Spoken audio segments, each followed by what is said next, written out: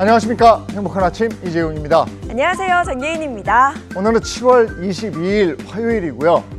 미국의 CNN에서 활기찬 노년을 보내는 방법에 대해서 얘기를 했는데 여기에 주목할 만한 게 있다고 합니다. 네, 그건 바로 노년에도 성장을 멈추지 말라는 건데요.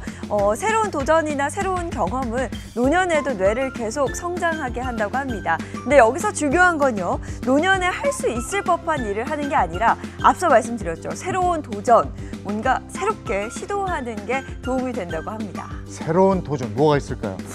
다른 나라 말을 하나 배운다든지. 좋죠. 뭐 이런 거. 네. 그러면 활기차게 보낼 수 있다니까 한번 생각해 보시기 바랍니다. 저희는 오늘 분노 유발자들 그리고 뭐니 준비되어 있습니다. 네, 오늘 분노 유발자들에서는요. 계속되는 산업재해에 대해서 자세히 알아보도록 하겠고요. 이어지는 뭐니에서는 전세 월세화라는 이야기까지 나오고 있는 부동산 시장에 대해서 살펴보도록 하겠습니다. 자, 화요일 행복한 아침 본격적으로 시작합니다.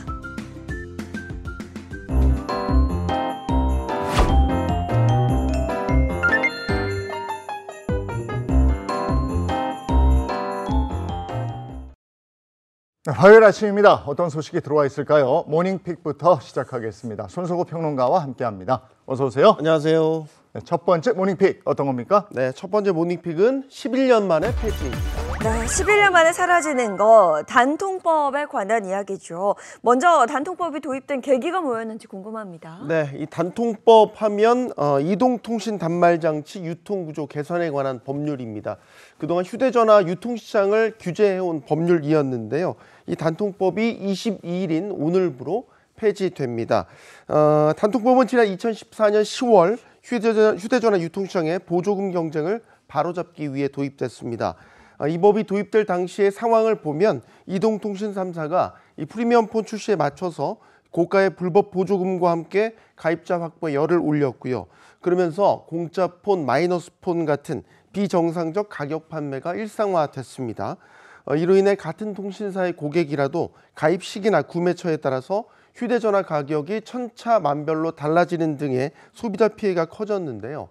이에 정부는 이 통사가 지원금을 의무적으로 공시하고 유통정이 지급할 수 있는 지원금을 공시 지원금의 15% 이내로 제한하는 단통법을 도입했습니다. 하지만 단통법 도입 이후 보조금이 획일화되면서 유통점 간 경쟁이 사라졌고요. 중저가폰 이용자들이 오히려 역차별을 받는 등 소비자 혜택은 오히려 줄었다는 비판 등이 제기됐습니다. 결국 2023년 단통법 폐지를 위한 법안 논의에 착수한 이래 오늘 폐지에까지 이르게 되는 겁니다. 그럼 단통법 폐지로 어떤 것들이 달라지는 겁니까? 단통법이 폐지되면서 달라지는 점들을 살펴보면요. 먼저 소비자가 휴대전화를 구매할 때 받게 되는 지원금 크게 두 가지로 나뉘게 되는데요. 이동통신사가 제공하는 공시 지원금과 대리점, 판매점 등 유통망이 제공하는 추가 지원금이 있습니다. 그런데 단통법 폐지 이후에는 이 통사의 공시 의무가 사라지게 되고요. 대신에 공통 지원금 형태로 보조금이 지급됩니다. 유통점은 자율적으로 추가 보조금을 책정할 수 있게 됩니다. 이렇게 되면 단말기 가격이 100만 원인데도 지원금이 이를 초과하는 마이너스폰이 이론적으로는 다시 가능해지는 겁니다. 또 기존에 불법으로 간주됐던 구매 비용의 일부를 현금으로 돌려주는 페이백도 가능하게 됩니다. 선택 약정 할인은 유지가 되는데요. 기존에는 이 경우 추가 지원금을 받을 수 없었지만 이제는 중복 지원금 수령도 가능해집니다. 네, 소비자 입장에서는 단통법 폐지로 휴대전화 가격이 내려갈지 이 부분 가장 궁금해하실 것 같은데요. 어떻게 예측되고 있나요? 우선 통신업계에서는 단기적으로 보면 보조금 전쟁이 불가피할 것으로 예상하고 있습니다. 가입자 유치를 위해서 통신사들이 고액의 보조금과 파격적 마케팅에 나설 가능성이 크다는 얘기입니다. 이로 인해서 소비자가 여러 매장을 비교해서 조건을 따져보면 보다 유리한 가격에 휴대전화를 구매할 수 있을 것으로 보이는데요. 하지만 유의해야 될 사항도 분명히 있습니다. 일부 유통점에서는 고액 보조금을 내세우는 대신 이 고가의 요금제를 장기로 유지해야 된다는 조건을 내걸거나 각종 부가 서비스 가입 등을 요구할 수 있어서 이런 조건들을 꼼꼼히 살펴보셔야 되고요. 또 계약 변경이나 해지 시에 이용자에게 불합리한 위약금을 부과하는 등의 부작용도 나타날 수 있습니다. 예상해본 바로는 아마도 공짜폰 마케팅이 기승을 부릴 것 같습니다. 하지만 과도한 보조금을 준다고 할 때는 분명히 다른 방식으로 과금을 하거든요. 네. 진짜 공짜폰은 없습니다.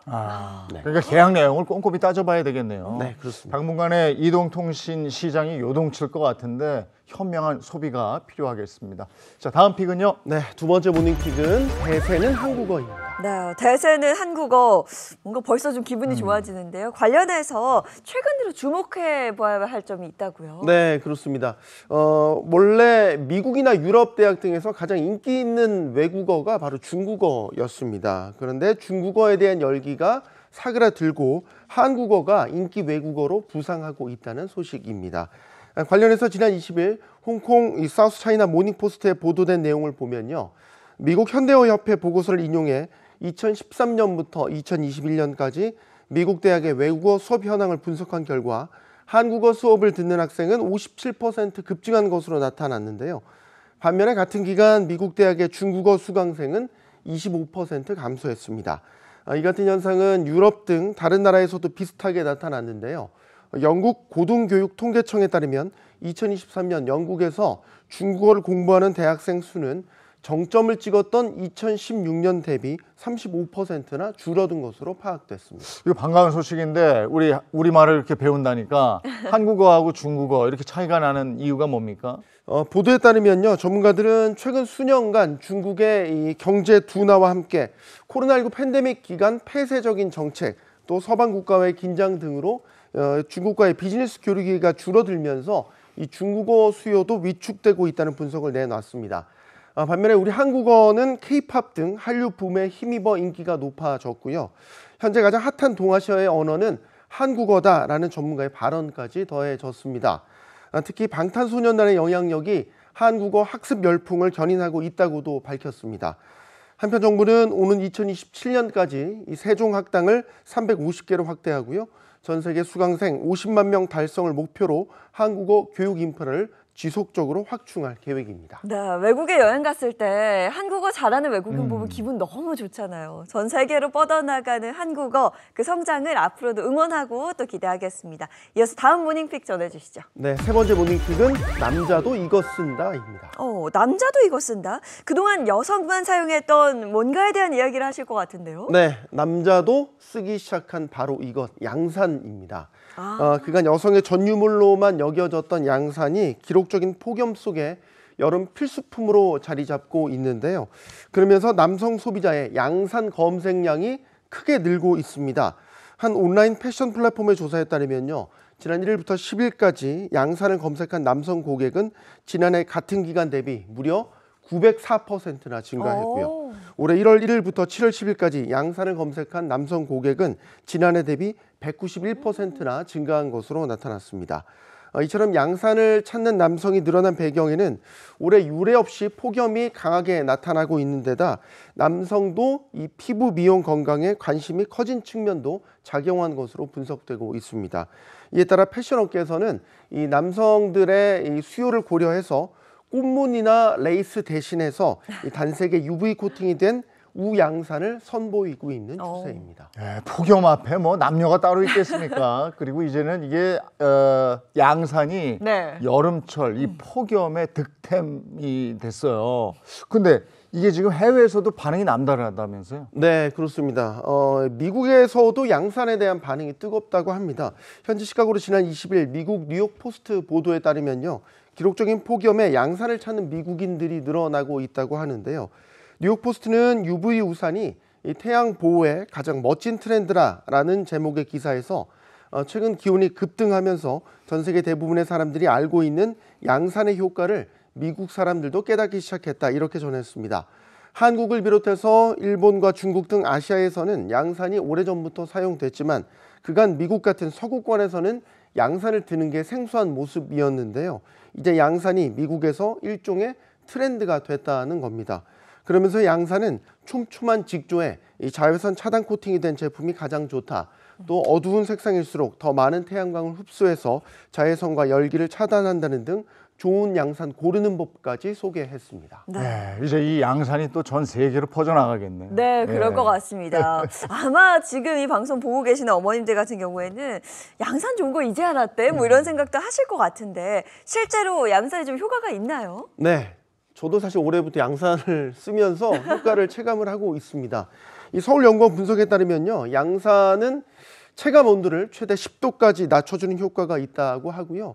일본 환경청 실험 결과 양산을 쓰고 15분을 걸으면 모자를 착용했을 때보다 땀 발생량이 20% 가까이 줄어든다는 연구 결과도 발표한 바가 있습니다. 이 같은 양산의 효과에 각 지자체에서도 양산 사용을 권하면서 양산 대여 캠페인을 확대하고도 있습니다. 이제 양산 들고 걷는 모습 참 많이 볼 수 있겠어요. 네. 자, 다음 픽은요? 네, 네 번째 모닝픽은 2025 나는 절로입니다. 2025 나는 절로인 거죠? 절로 간다. 이래서 절로인가요? 그 템플 스테이 할 때 아, 절로. 아, 솔로인 남녀들이 이번에 또 절을 좀 찾아가는 모양이네요. 네, 그렇습니다. 이게 2023년 하반기부터 진행돼 온 이벤트라고 하는데 미혼 남녀 템플스테이 나는 절로가 올해도 진행됐습니다. 대한불교조계종사회복지재단은 이번 달 19일부터 20일까지 경기도 남양주시 봉선사에서 열린 나는 절로 봉선사가 진행됐다고 밝혔는데요. 총 24명의 남녀가 선정됐는데 신청자만 548명이 몰렸습니다. 이번 행사에 대한 남다른 관심과 인기를 확인할 수 있었죠. 이번 나는 절로 참가자들은 1:1 로테이션 차담, 또 사찰 음식 만들기 체험, 야간 자유 데이트, 스님과의 차담 등 다채로운 프로그램을 통해서 서로에 대해서 알아가는 시간을 가졌다고 하고요. 그 결과 참가자 12쌍 가운데 4쌍이 커플로 매칭됐다고 합니다. 아이고, 1박 2일이라는 짧은 기간이었는데 매칭률이 상당히 높습니다. 네. 특별한 이유가 있습니까? 네, 그간 이 나는 절로 템플스테이에 참가했던 남녀의 얘기에 따르면요, 절에 오게 되면 이 고즈넉한 분위기에 편안함을 느끼게 돼서 예민해지지 않는다, 이런 말을 전하기도 했고요. 색안경을 끼고 상대를 보게 되지 않는다, 그리고 주선자를 의식하지 않아도 된다라고 합니다. 한편 재단은 앞으로도 9월에는 속초 신흥사에서 10월에는 김천 직지사에서 나는 절로를 진행할 계획입니다. 네, 계속해서 아름다운 인연들이 이어지길 바랍니다. 여기까지 해야 되겠네요. 손석구 평론가와 함께했습니다. 고맙습니다. 고맙습니다.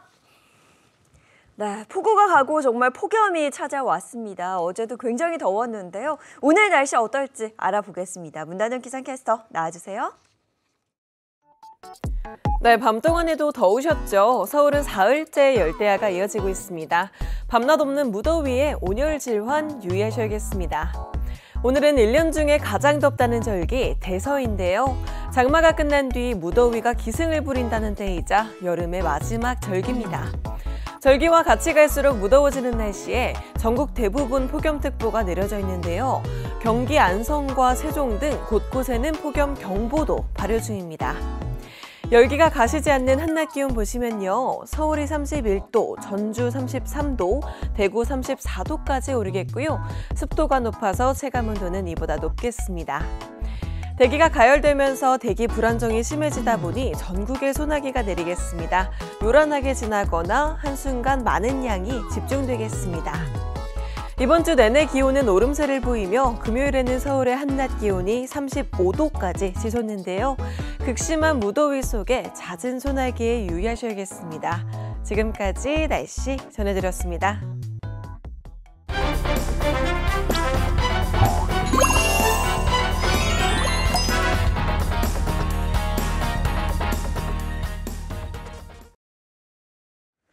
참을 수 없는 순간들 대신 분노해 드리겠습니다. 속 터지는 현실을 파헤쳐보는 분노 유발자들. 자, 오늘도 신인선 씨, 김미경 변호사 함께합니다. 어서 오세요. 네, 안녕하세요.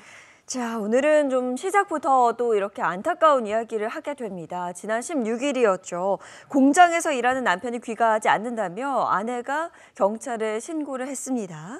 그런데 집으로 돌아오지 않던 남편이 발견된 곳은 남편이 일하던 대전의 한 제지 공장 기계 안이었습니다.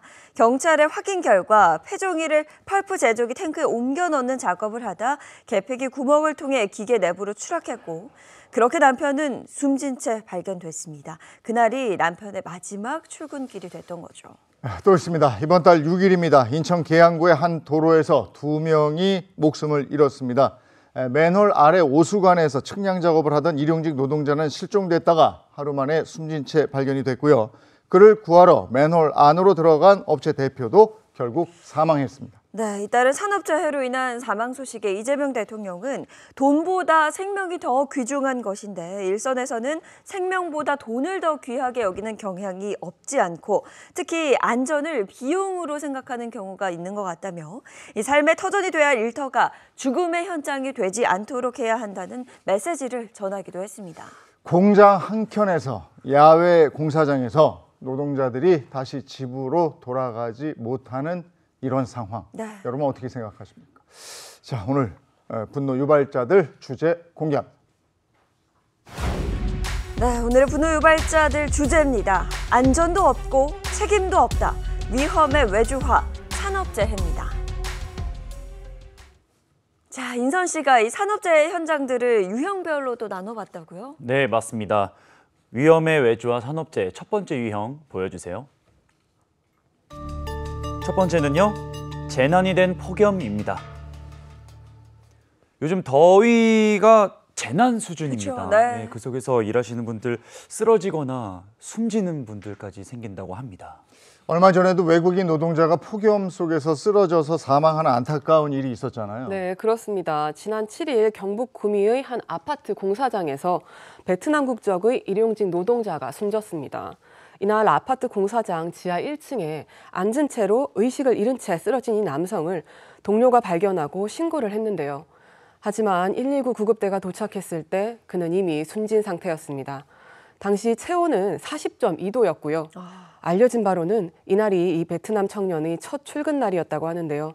23살의 나이에 타국에서 일하다 갑작스럽게 사망한 겁니다. 네, 23살 청년의 첫 출근길이었습니다. 마음이 참 먹먹해지는데요. 사망 원인은 밝혀졌나요? 네, 이 20대 베트남 노동자가 숨진 7일 구미의 최고 기온은 38.3도로 7월 관측 이래 가장 높은 수치를 기록했는데요. 경찰과 보건당국은 온열 질환으로 인한 사망일 수 있다는 가능성을 생각하고 정확한 사인을 조사 중입니다.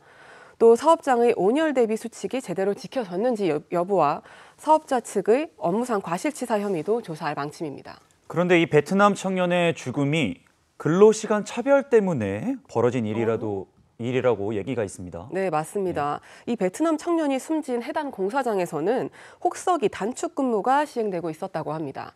이 무더위 시간대를 피해서 오전 6시부터 오후 1시까지 일하는 단축 근무였던 건데요. 이 같은 단축 근무는 한국인 근로자들에게만 적용됐고요.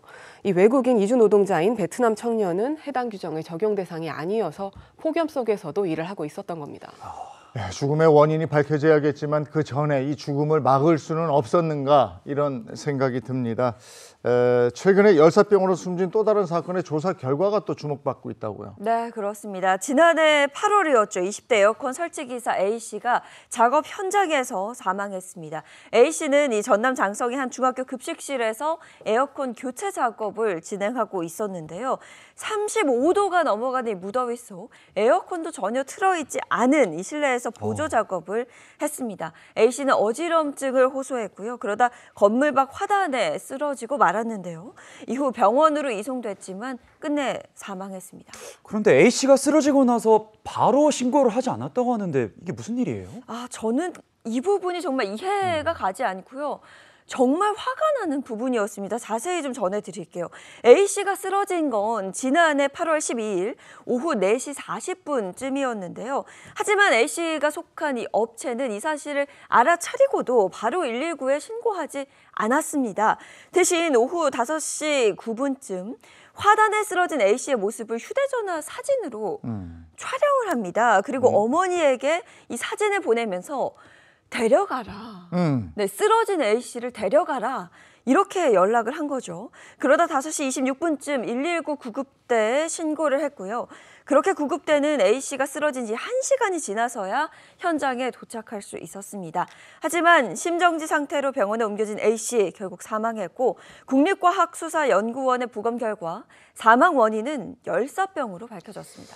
이 사건은 사망 원인이 명백하게 드러났어요. 네. 열사병입니다. 근데 뒤에 처리가 정말 그 말이 안 안타까워. 되죠. 네. 예, 그렇고. 이후에 사건 처리가 어떻게 됐습니까? 네, 이 사건은 경찰과 고용노동부의 처분이 엇갈렸습니다. 먼저 지난 6월 30일 광주노동청은 이 유가족의 고발로 10여 개월간의 조사를 벌인 끝에 회사 관계자들에게 혐의 없음 처분을 내렸습니다. 이 사망한 A씨가 실내에서 일했고 물도 있었기 때문에 산업안전보건법상의 열사병 예방 조치를 어긴 것이 아니라는 것이었습니다. 또 산업안전보건법에 119 신고 의무까지는 명시돼 있지 않다고도 밝혔습니다. 반면 경찰은 이번 달 1일 해당 업체 대표와 이 현장 책임자를 업무상 과실치사 혐의로 입건했고요. 검찰에 송치했습니다. 이 경찰은 A씨가 전형적인 열사병 증상을 보이고 쓰러졌는데도 119에 신고하는 조치를 늦게 하는 등 현장에서 제대로 된 조치를 취하지 않았고요. 또 안전교육도 제대로 이루어지지 않았다고 판단해서 이 같은 처분을 내렸습니다. 이렇게 같은 사건인데 이렇게 의견이 엇갈린 이유도 궁금하고요. 앞으로 이 사건 어떻게 되는 겁니까? 네, 이렇게 의견이 엇갈린 이유는요. 이 적용 법령이 다르기도 하고요.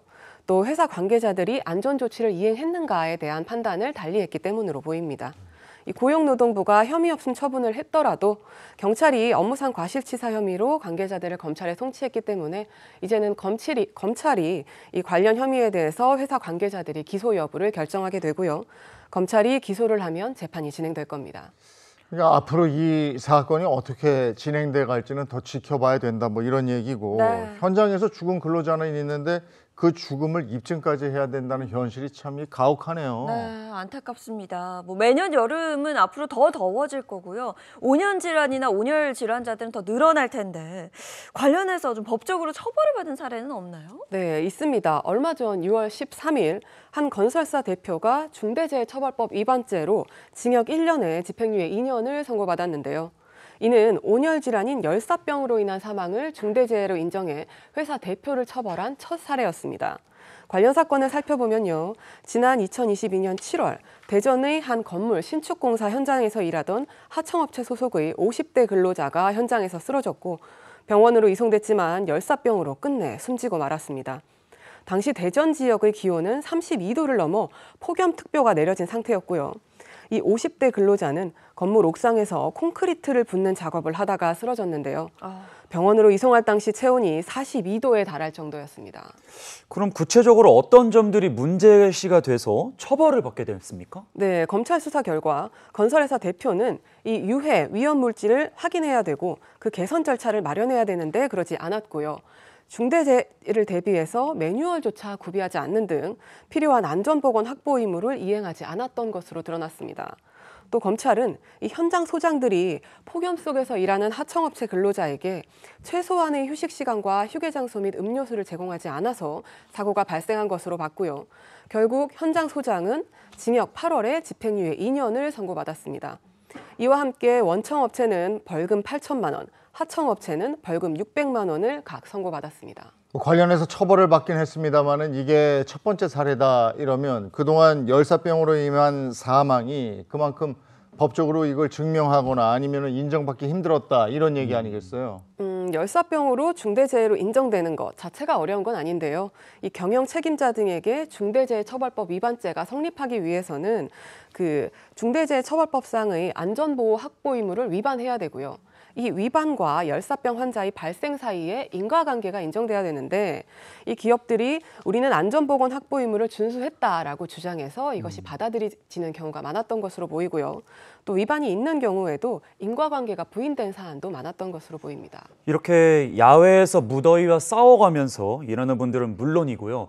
요즘에는 택배나 퀵서비스 기사님들처럼 쉴 새 없이 이동하면서 폭염을 온몸으로 견디시는 분들도 많이 있습니다. 그렇습니다. 최근에도 이 택배기사들이 사망하는 일까지 있었는데요. 먼저 영상으로 확인해 보겠습니다.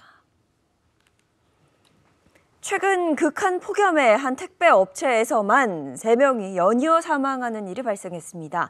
택배 노동자 과로사 대책위원회는 이들 죽음의 원인으로 폭염으로 인한 온열 질환이 의심된다며 긴급 폭염 대책을 마련해달라고 촉구했습니다. 저희가 과로사를 너무 더운데 그러니까는 사람들이 금방 지치니까 일하다가 쓰러지고 합니다. 아직 명확한 죽음의 원인이 밝혀지진 않았습니다만은 이 기록적인 그 폭염 속에서 네. 택배 일을 하는 택배 노동자들 얼마나 힘든지 우리가 미루어 짐작할 수 있잖아요. 네. 이 5일 만에 3명의 택배 기사가 숨진 거라 그래요. 네, 그렇습니다. 먼저 지난 4일 인천 지역의 택배 대리점 소장이 업무를 보다가 차에서 잠깐 쉬겠다며 자리를 떴는데요. 약 3시간 뒤에 숨을 쉬지 않은 채 발견됐고요. 병원으로 이송됐지만 결국 숨졌습니다. 또 7일에는 서울 역삼동 일대에서 배송 업무를 하던 택배 기사가 출근 직후 구토 증상으로 쓰러진 후 사망했고요. 8일에는 경기도 연천 지역의 택배 기사가 자택에서 의식을 잃은 채 숨진 채로 발견됐습니다. 이들의 죽음에 택배 노조는 폭염에 야외에서 짐을 싣고 하루 2, 3만 보 이상을 걷고 뛰며 배송해야 하는 택배 종사자들이 직격탄을 맞고 있다면서 대책이 필요하다고 호소했습니다. 이게 다른 것도 아니고 더위가 사람의 목숨을 위협하는 수준까지 왔는데 대책이 필요하지 않습니까? 네, 고용노동부는 이번 달 17일부터 폭염 작업 안전 수칙이 담긴 산업안전보건기준에 관한 규칙 개정안을 시행했는데요.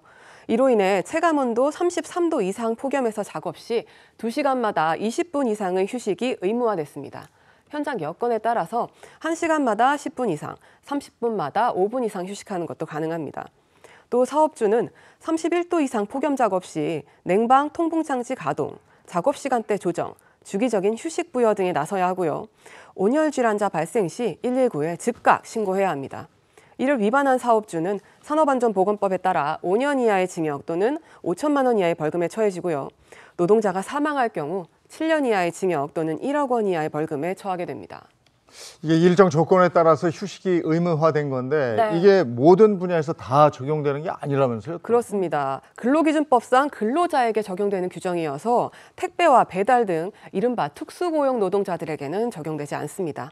이에 노동부는 이 이동 노동자의 온열 질환 예방을 위해서 배달 플랫폼과 이 택배사가 얼음물을 제공하거나 주기적으로 휴식을 추도록 지도하겠다고 밝혔습니다.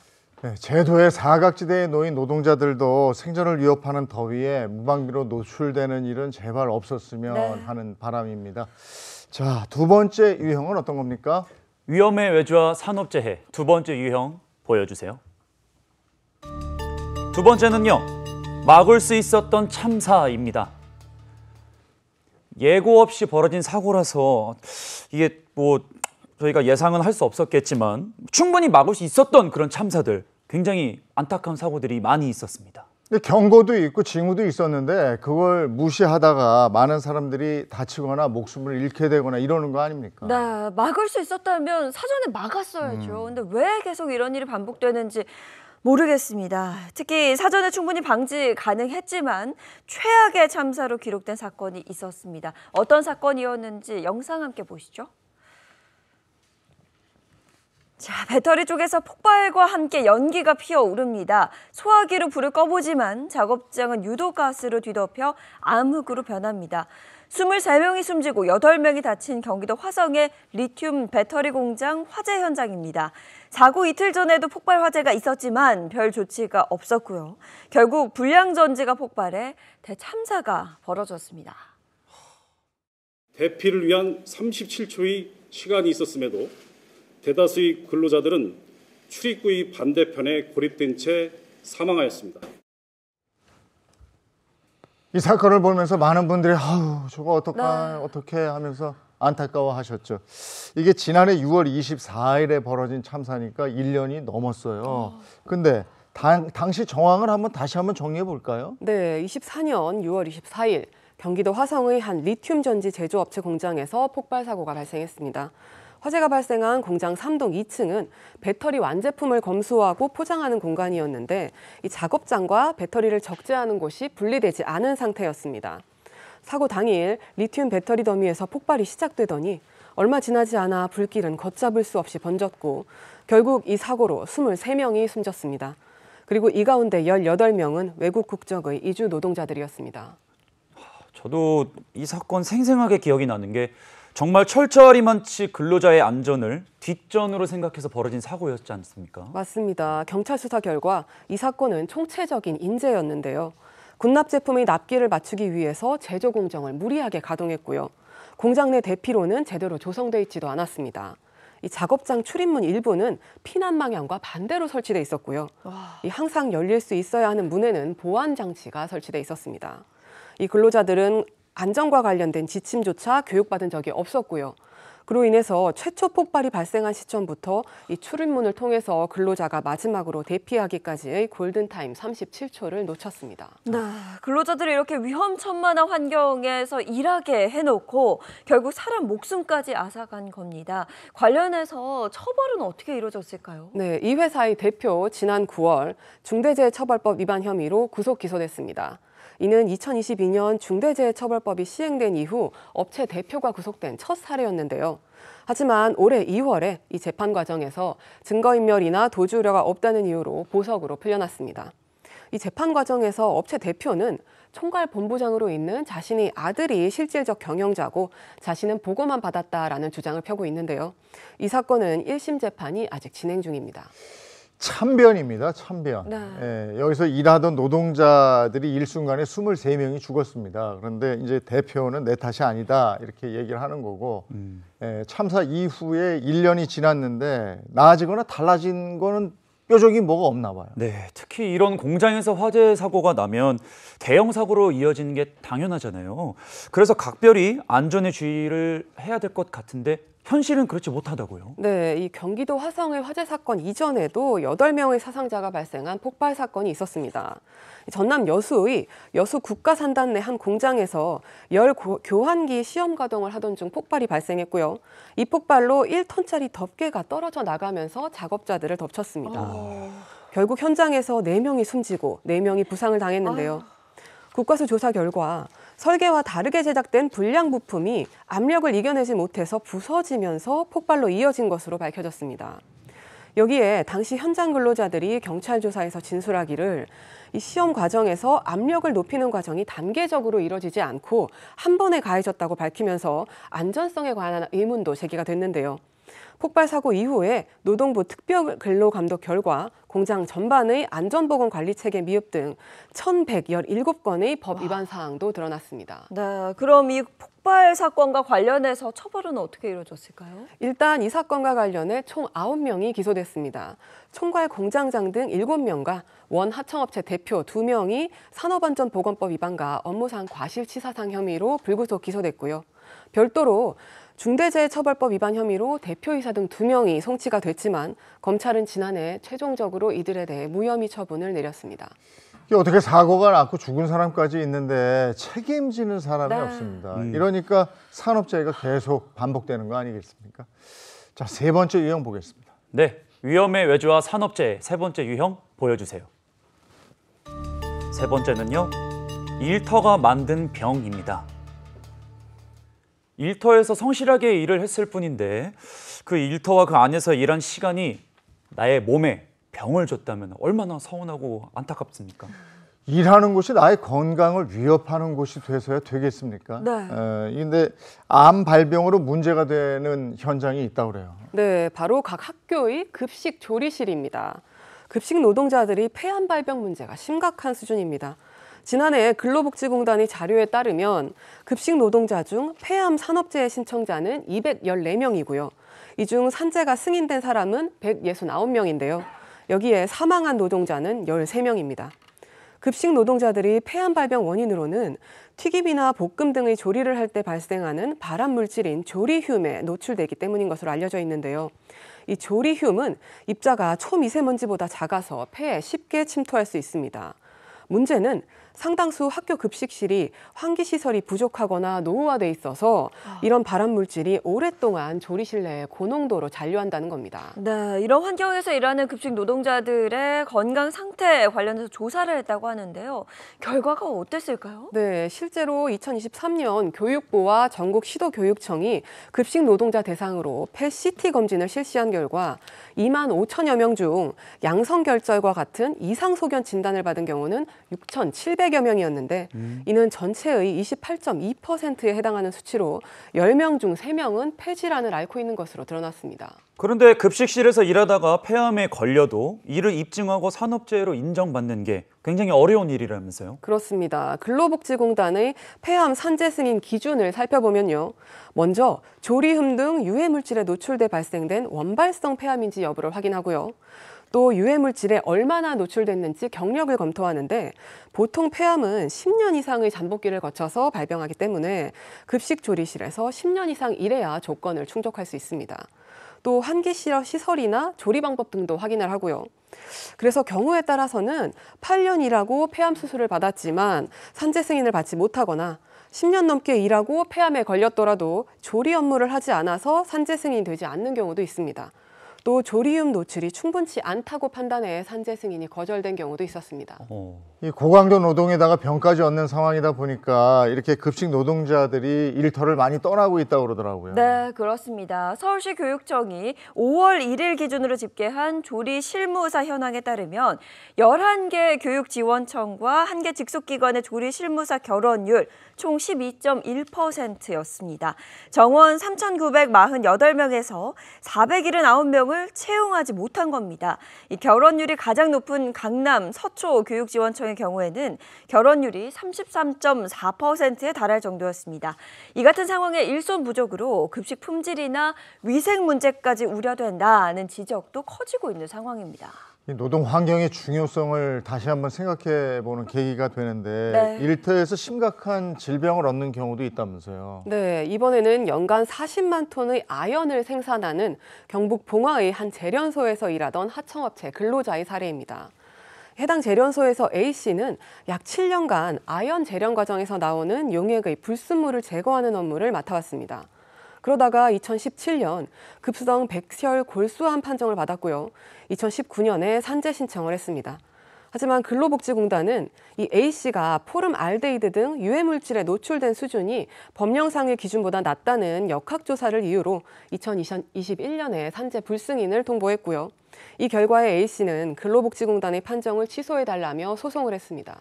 산업재해 승인 문제로 법정 소송까지 가게 된 건데 소송 과정이 굉장히 만만치 않았을 것 같습니다. 결과 어떻게 됐을까요? 네, 23년 11월 A씨는 소송에서 승소를 합니다. 재판부는 지속적으로 노출된 포름 알데히드 등 유해물질이 A씨의 체질 등 다른 요인과 함께 복합적으로 작용해서 백혈병을 발병하게 했거나 적어도 그 발병을 촉진하고 악화시킨 원인이 됐다고 판단을 했고요. 그러면서 이 사건의 해당 재련소는 이 유해물질 노출 관리가 잘 되지 않아서 심각하게 지적을 받았던 사업장이었다고도 했습니다. 하지만 이 같은 결과에 근로복지공단이 항소를 하면서 2심이 이어졌고요. 올해 1월 재판부가 근로복지공단의 항소를 기각하면서 A씨 백혈병은 결국 산업재해로 인정을 받았습니다. 야, 이게 정말 길고 긴 싸움이었습니다. 2019년에 산재 신청을 해서 소송을 거쳐서 인정을 받기까지 무려 6년이라는 시간이 필요했는데요. 그런데 이 재련소에서 안전 관련 문제가 발생한 게 한두 번이 아니라고 합니다. 네, 맞습니다. 2018년에는 폐수 70톤을 낙동강에 불법 방류해서 20일 조업 정지를 받았고요. 23년 12월에는 원하청 노동자 4명이 비소에 중독됐고 결국 하청 노동자 1명은 사망했습니다. 24년 고용노동부가 실시한 근로감독에서 이 재련소는 산업안전보건법 등 60여 건을 위반한 것으로도 나타났습니다. 일터에서 숨진 노동자 그 현황이 지금 어떻습니까? 고용노동부가 지난 4월 발표한 2024년 유족급여 승인 기준 사고 사망 현황을 보면요. 지난해 일터에서 일하다가 사고로 숨진 노동자는 827명이었습니다. 이 유족급여는 산재보험 가입 노동자가 사망한 때에 유족들이 근로복지공단에 신청하는 급여인데요. 이 유족급여 기준으로 일터에서 숨진 사망자는 1년 전보다 15명이 늘었습니다. 또 지난 6월 한 달만 해도 일터에서 사망해 언론에 보도된 경우만 60여 명에 달합니다. 인력이 좀 더 있었더라면, 안전장치가 제대로 돼 있었더라면 막을 수 있는 죽음이 아니었을까라는 생각이 듭니다. 네, 뭐 이 얘기를 듣다 보니까 변호사님 말씀처럼 제도랑 법이 정말 중요하다는 생각이 네. 절실해지는데요. 법적으로도 좀 더 보완할 방법이 있을까요? 네, 현재 산업안전보건법 시행규칙 개정안이 입법 예고된 상태인데요. 이 개정안은 근로자가 퇴직한 이후에도 특수 건강검진을 받을 수 있도록 하는 업무의 종류에 이 발암성이 확인된 4종의 물질을 취급하는 업무를 추가했습니다. 이처럼 사회와 과학이 발전하면서 새롭게 발견되는 사항을 신속하게 법령에 반영해서 법의 사각지대를 줄이려는 노력을 해야 할 것으로 보입니다. 이 얘기를 하다 보니까 지하철 스크린도 그 수리하다가 네. 숨진 청년의 가방에 든 그 뭐예요? 그 컵라면. 네. 그거 생각이 납니다. 그게 2016년의 일입니다. 그 이후에 거의 10년 가까이 됐죠. 그동안에 우리 사회의 노동 환경이나 노동자의 처우는 어떻게 됐는가 한번 다시 생각해 보게 됩니다. 여기까지 하겠습니다. 김미경 변호사와 함께했습니다. 고맙습니다. 고맙습니다.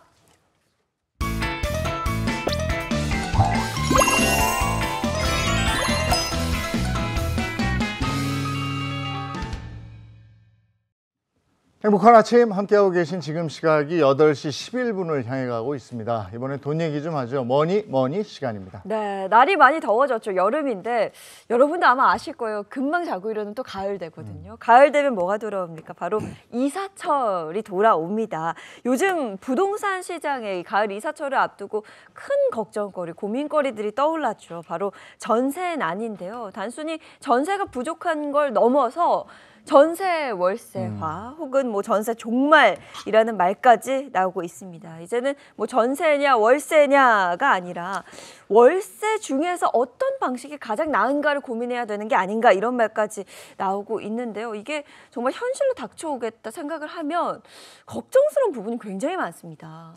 우리가 삶에서 안정감을 좀 유지하려면 주거가 좀 편안해야 되잖아요. 그럼요, 네. 가족이 함께 머무는 곳. 그래서 이 부동산, 주거 관련해서 내 집 관련해서는 궁금증이나 뭐 여러 가지 것들이 커질 수밖에 없습니다. 뭐니 전월세 시장의 변화에 따른 주거 전략 한번 알아보도록 하겠습니다. 김현우 소장과 함께하죠. 어서 오세요. 네, 그렇죠. 안녕하세요. 네, 반갑습니다. 네, 소장님 이제 네. 저가 이제 얼마 전에 제 단톡방에 네. 친구들 15명 중에 13명이 결혼을 했습니다. 와. 큰일 났어요, 저도. 근데 결혼한 친구들 얘기를 들어보니까 네. 전세 때문에 여기저기 집을 찾기 너무 힘들다라는 말이 있는데 실제로도 부동산 시장 그런 상황입니까? 네, 실제로 그렇습니다. 그분들 느끼시는 것처럼 지난 5월 기준에서 전국 전세와 월세 이 거래 비중을 봤더니요. 월세 비중이 63.1%를 차지했습니다. 보통 전월세 거래 비중은 시장 상황에 따라 가지고 뭐 약간 달라지기는 하는데 뭐 49대 50에 이런 식으로 한 반반 정도가 유지가 됐었거든요. 그런데 63.1%라는 건 거의 압도적인 비중이라고 볼 수 있겠죠. 2021년 6월에 전월세 신고제 시행 이후에 이게 최고치를 기록한 겁니다.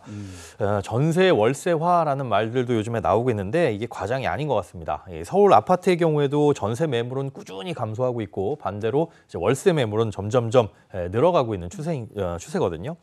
지난달 15일 기준 서울 아파트 전세 매물이 약 2만 5천 건 정도 되는데 올해 초와 비교했을 때는 20.8%나 감소한 물량입니다. 이렇게 전세가 줄고 월세가 증가하는 주된 원인이 뭡니까?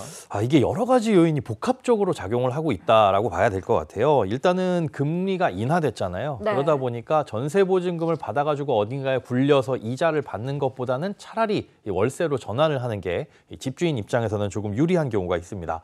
또 이 다주택자 같은 경우에는 이 갭 투자를 하는 경우들도 많이 있었는데 이런 것들도 사실 규제 때문에 많이 제한이 됐죠. 그래서 집주인 입장에서도 전세가 그렇게 썩 좋은 선택지는 아니다. 그리고 월세를 좀 택하는 경향이 좀 많아진 것도 있고요.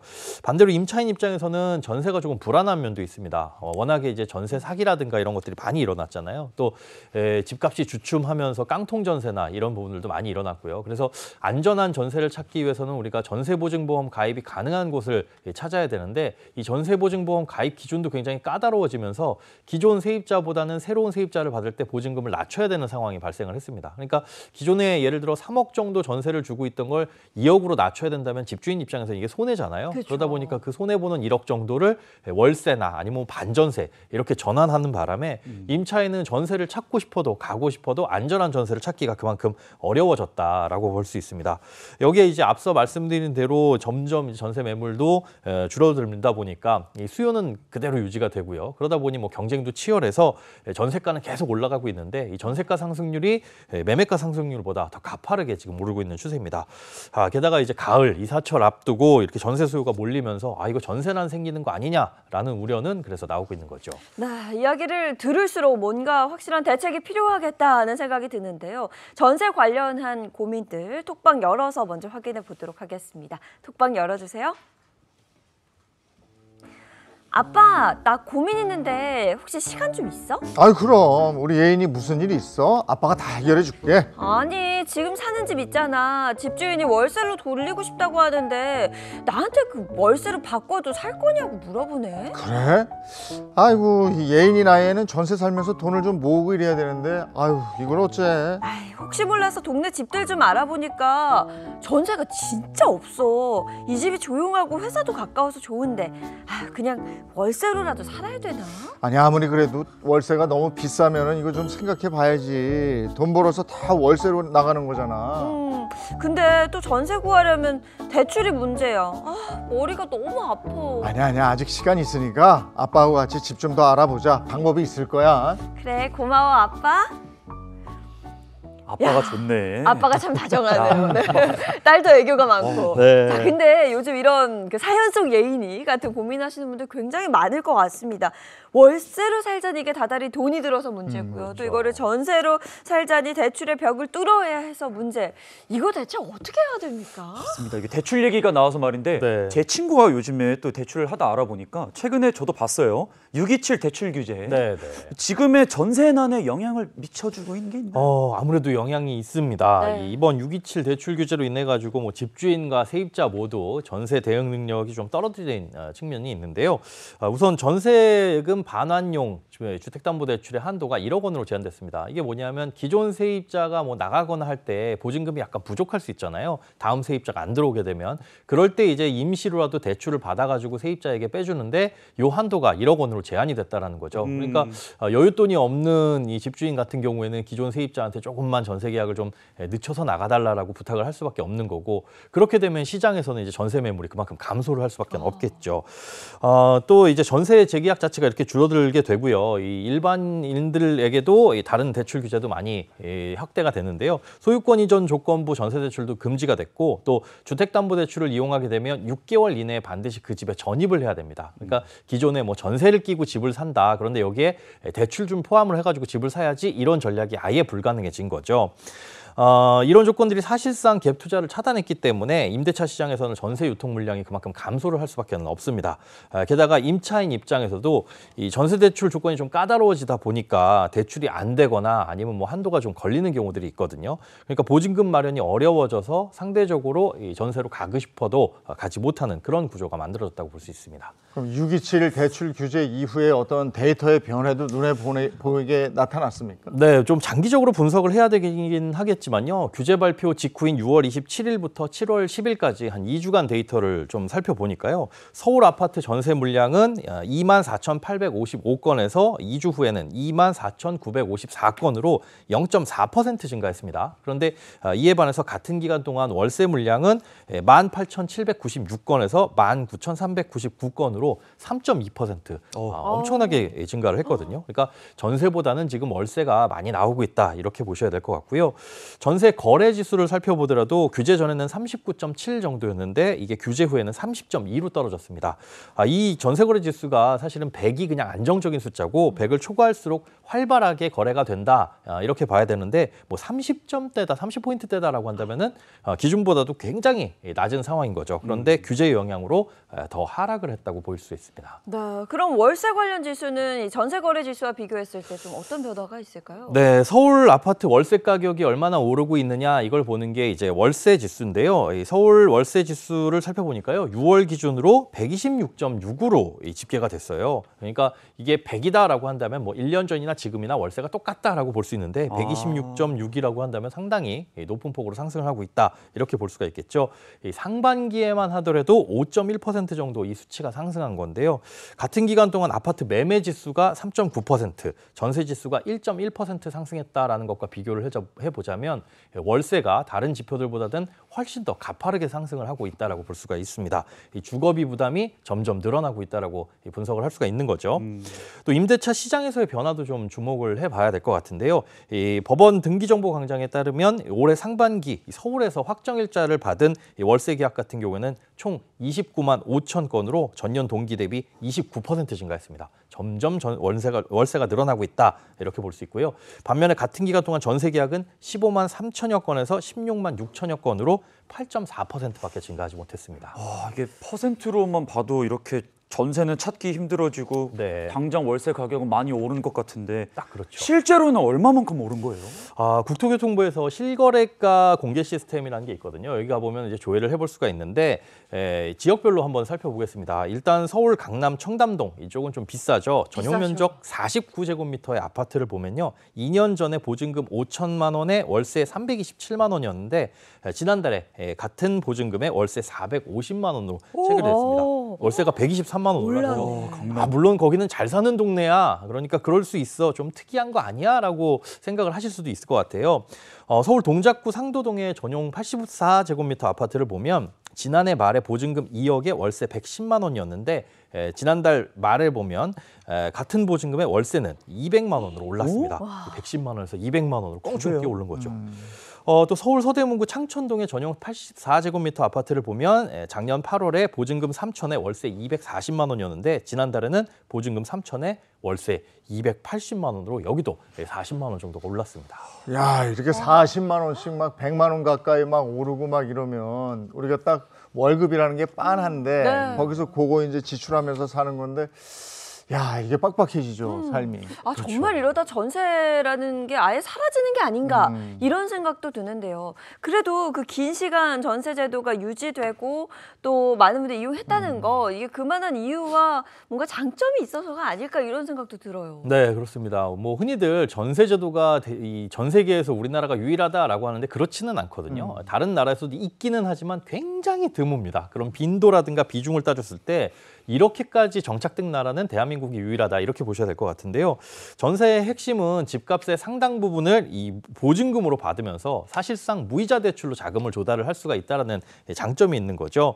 세입자 입장에서는 매달 나가는 월세 이런 주거 비용 부담 없이 이 목돈만 넣어두게 되면 주거권을 확보할 수 있다라는 장점도 있고요. 집주인 입장에서는 은행보다 훨씬 더 수월하게 돈을 빌릴 수 있다라는 장점 때문에 이 전세 제도가 유지가 됐는데 특히 과거에는 지금처럼 금융 시스템이 발달하지 않았잖아요. 그런 시기에는 집주인들이 이 전세 보증금을 통해 가지고 사실상 대출 효과를 누려와서 이 전세 제도가 우리나라에서 안착이 됐다라고 볼 수가 있습니다. 한마디로 전세가 집주인이랑 세입자나 서로 윈윈할 수 있었던 그렇죠. 제도였다 네. 하시는 건데 그럼 예전이랑 지금이 뭐가 달라져가지고 이렇게 판도가 바뀌었을까요? 네, 일단 전세를 지탱하는 거는 결국 안정성과 신뢰 그리고 거래량이거든요. 집값이 계속 오르던 시기에는 집주인도 다음 세입자를 받기가 수월하니까 기존의 세입자가 나가겠다고 하면 바로 전세를 내놓고 다음 세입자 구해서 그 돈으로 보증금을 빼줄 수가 있었습니다.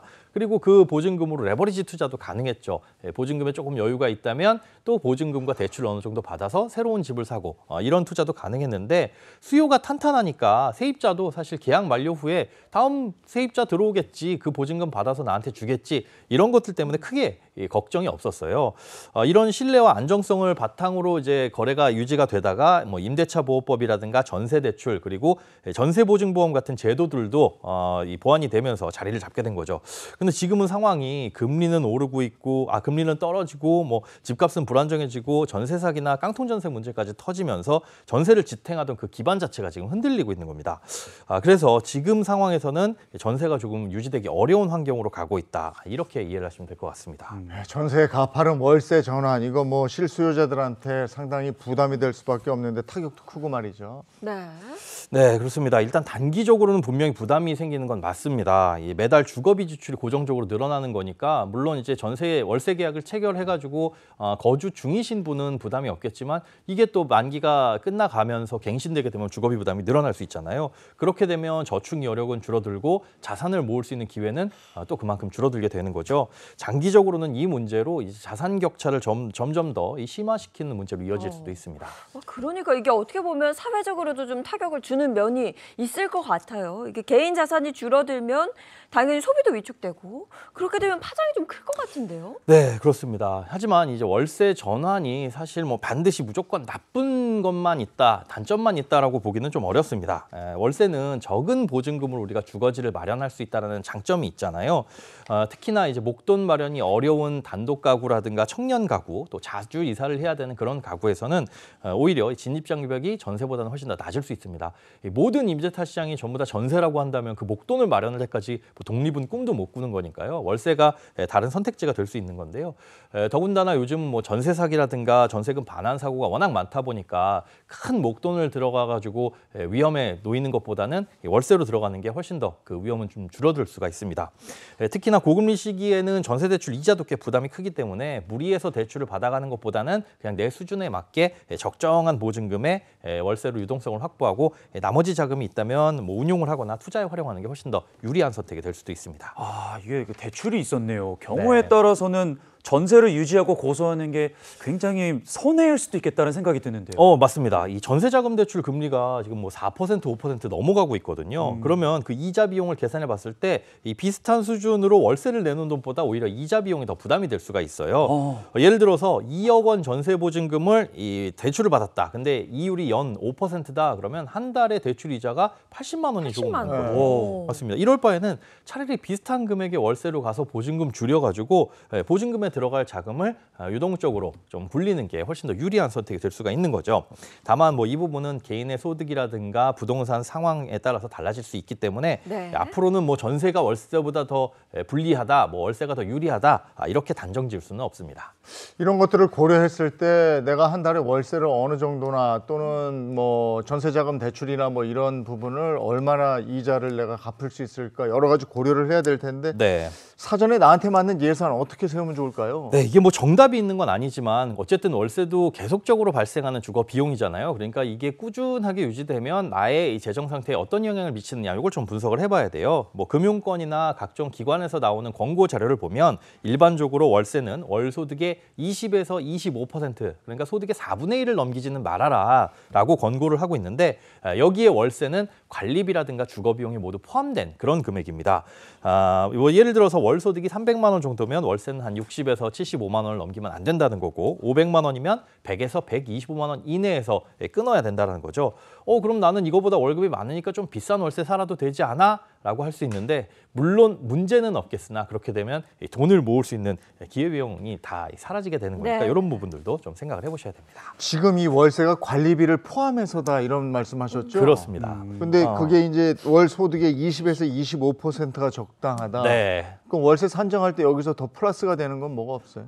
자칫 이제 간과하면 안 되는 부분이 있는데요. 공과금이나 관리비, 이사비, 뭐 중개 수수료 이런 것들도 주거 비용이잖아요. 이런 것들도 다 포함을 하셔야 되고 또 보증금을 대출받았다면 보증금 대출 이자도 여기에 포함하셔가지고 생각을 해보셔야 됩니다. 월세나 관리비 인상 같은 주거 인플레이션도 우리가 생각을 해봐야 되는데 지금은 임대차 보호법 때문에 계약갱신 청구권을 쓰게 되면 5%만 인상을 할 수 있지만 뭐 보증금 대출 이자라든가 이런 건 금리가 올라가게 되면 조금 영향을 미칠 수도 있잖아요. 그래서 이런 부분들도 고려를 하셔서 예산은 예상보다 한 5%에서 10% 정도 추가 여유를 두시는 게 좋고요. 또 혹시나 뭐 소득이 감소한다거나 직장을 이직한다거나 이 소득이 끊어질 수도 있는 거니까 이런 부분에서는 최소 한 2-3달 정도는 버틸 수 있는 여유 자금은 늘 확보를 해두시는 게 좋습니다. 수사님 저 알겠어요. 요즘 말로 그 MBTI J형 인간이라고 하죠. 월세도 굉장히 계획적으로 꼼꼼히 생각을 하시고 준비를 하셔야 될 것 같습니다. 자, 그럼 전월세 관련한 궁금증 다음 톡방 열어서 확인해 보도록 하겠습니다. 열어주세요. 인선, 요즘 남친이랑 잘 만나고 있어? 곧 날 잡는다며. 근데 좀 미뤄도 될 것 같아. 그 무슨 말이야? 아니 싸우기라도 했어? 아니 그건 아니고 집을 좀 알아봤더니 전세도 없고 아파트 월세를 들어가자니 너무 부담이더라고. 아 그렇겠다. 안 그래도 결혼에 뭐 이래저래 돈 많이 들어갈 텐데. 그래서 결혼을 한 반년 정도 미뤄야 하나 고민 중이야. 너는 별일 없어? 아이 나도 우리 집 이번에 전세에서 반전세로 바꿨거든. 보증금은 줄었는데 그 다달이 지출하는 돈은 늘고 받은 보증금 가만히 뒀더니 월세로 야금야금 다 나가. 복권 명당에 가서 복권이라도 좀 사야 되나? 그러게 말이다. 일단 조만간 만나자고. 다들 집 문제가 이렇게 크다고요. 결혼도 미뤄야 되고 내 소비 패턴도 바꿔야 되고 여러 가지 변화들이 있습니다. 근데 사람마다 환경이 다 다르니까 대응 방법도 굉장히 다양하잖아요. 네, 맞습니다. 그래서 전세냐 월세냐 고민하는 상황들을 몇 가지를 두고 함께 이야기를 좀 나눠보려고 하는데요. 먼저 첫 번째 상황 보여주세요. 소장님 여기 나온 분처럼 네. 자금은 있는데 월세는 아깝고 그렇다고 전세로 돈 다 묶어두는 것도 부담스럽고 이런 분들 꽤 많습니다. 어떤 기준으로 결정을 좀 할까요? 이게 참 애매한 사례인데요. 일단 전세 보증금 2억 원, 월세 대안으로는 보증금 4천에 월 70이라고 한다면 이 보증금 차액 1억 6천만 원을 어떻게 운용하느냐가 관건이겠죠. 전세를 선택하면 이 1억 6천만 원은 그냥 집에 깔고 앉게 되는 돈이지만 월세를 선택하면 그 돈을 다른 데 투자해서 수익을 낼 수 있는 기회가 생긴다는 거고요. 이 단순히 계산해 보면 월세 70만 원은 연간 840만 원이고 1억 6천만 원 여윳돈으로 이렇게 연간 840만 원을 벌어야 손익분기점을 통과한다라는 건데요. 연수익률로 치면 5%가 넘는 수익을 내야 된다. 이런 계산이 나옵니다. 근데 현실적으로 1억 6천을 그렇게 공격적으로 운영하기 좀 불안하겠죠. 네. 예금에 넣어서 세후 한 3% 정도 이자 받는다 그러면 연간 480만 원이거든요. 한 달로 따지면 40만 원 정도 이자 수익인 거죠. 그러니까 이 얘기는 결국 보증금 4천만 원에 월세 30만 원 이하 수준인 곳으로 들어가지 않는다고 한다면 지금으로선 전세에 사는 게 유리하다. 이렇게 볼 수 있습니다. 근데 반대로 월세 사는 게 유리하다 이렇게 생각하는 분들도 있을 거예요. 투자의 귀재들이신 거예요. 이제 자신 있는 분들. 네. 보증금을 좀 이용해서 투자를 하는데 요즘 같이 이제 코인이 막 오르고 주식 막 오르고 이러면 야 내가 저거 했어. 근데 이거 참 위험한 생각이긴 한데. 맞습니다. 이럴 때 안정적으로 보증금을 좀 어떻게 투자를 하려면 뭐가 있겠습니까? 이게 사실 안정적이다라는 말은 원금이 보장돼야 된다라는 뜻이고 특히나 전세 보증금을 조금 활용해가지고 월세로 가면서 이 목돈을 부린다고 한다면 2년 만기 후에 어떻게 될지 모르는 돈이잖아요. 결국은 원금이 보장되는 금융상품을 선택할 수밖에 없습니다. 뭐 예금이라든가 CMA 이런 것들로 하게 되면 굉장히 이자는 낮을 수밖에 없죠. 뭐 한 3% 정도만 기대를 할 수가 있고요.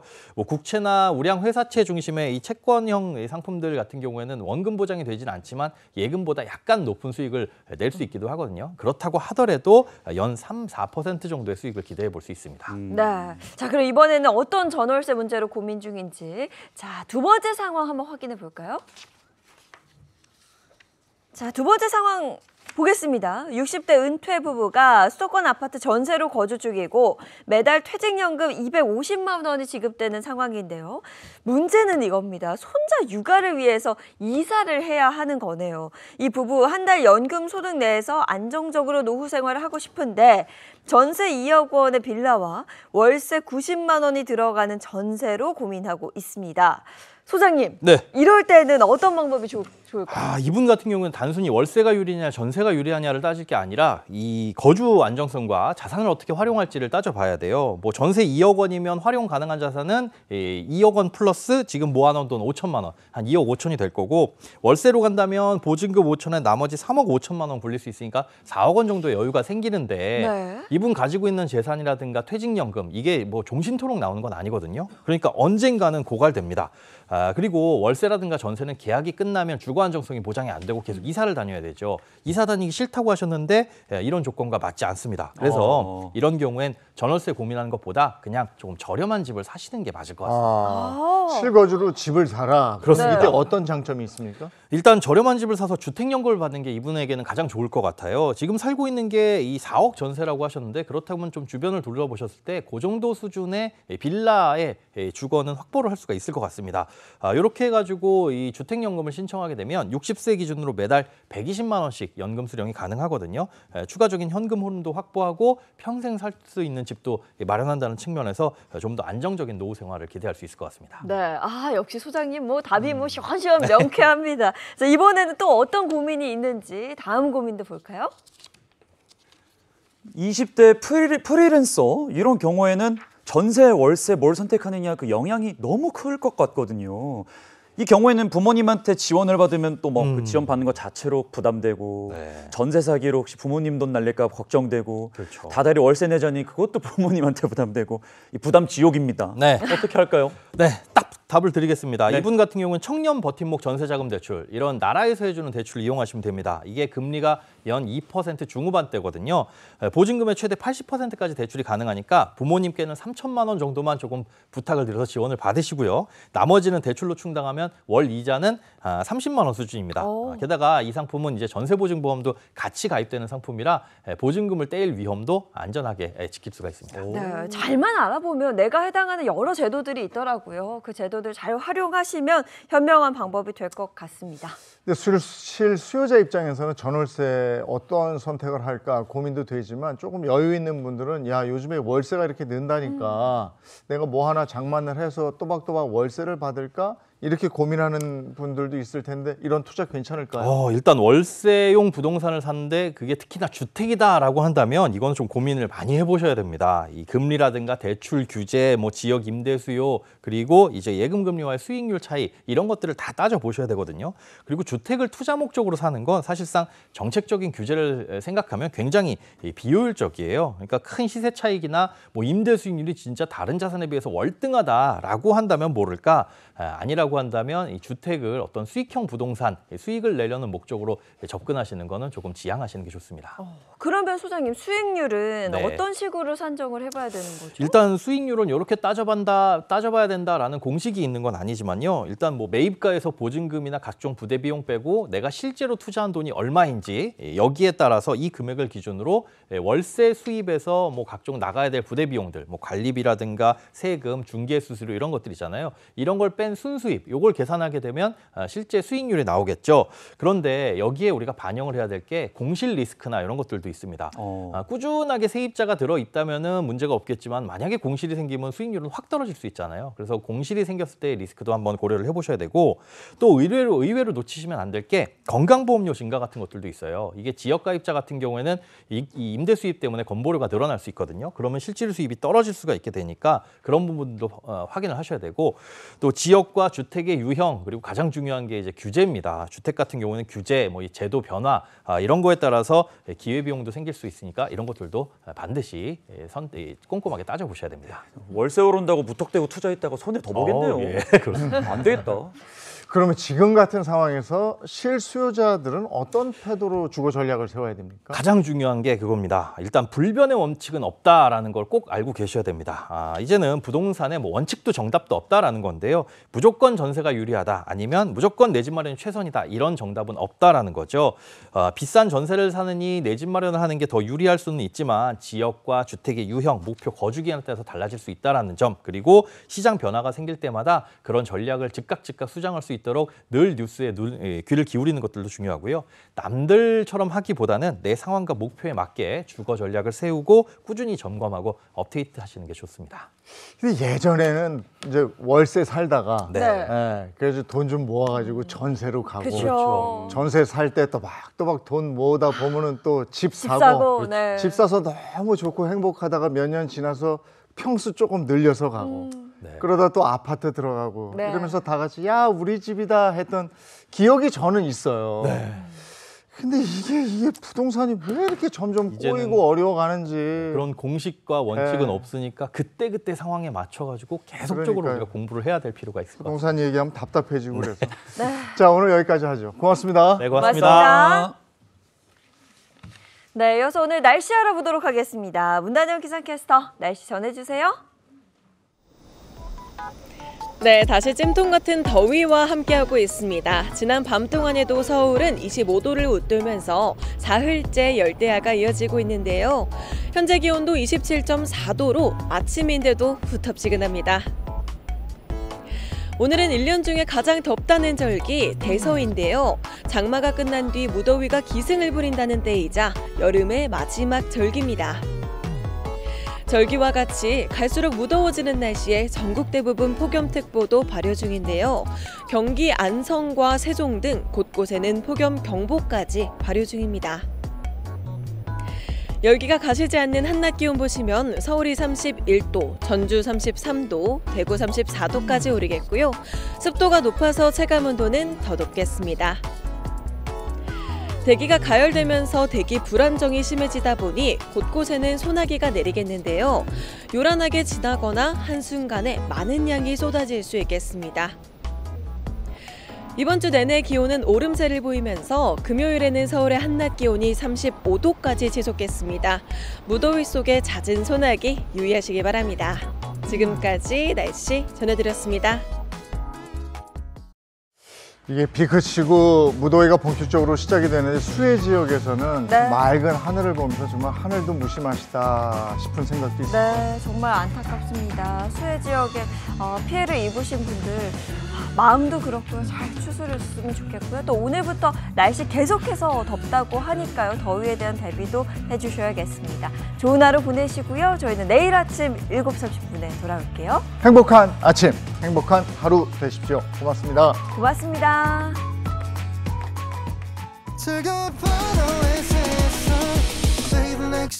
Channel A